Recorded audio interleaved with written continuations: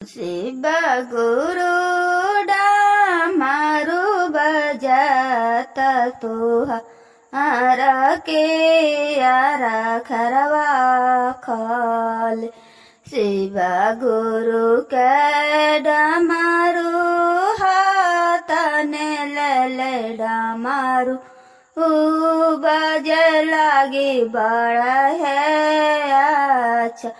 डमरू के आवाज करे बड़ा दूरा देशवा ने डमरू जैते लगे भीरावा हो। शिव गुरु के डमरू बजाओ तू कहला बजले शिव गुरु के होलै शिव के चारा चाहो।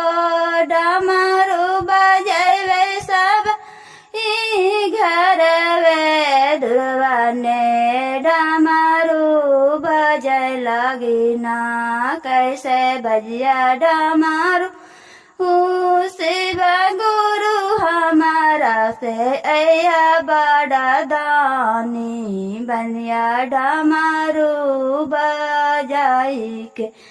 शिव गुरु कहस आए त हमारू डमरू बजै सब कार हो।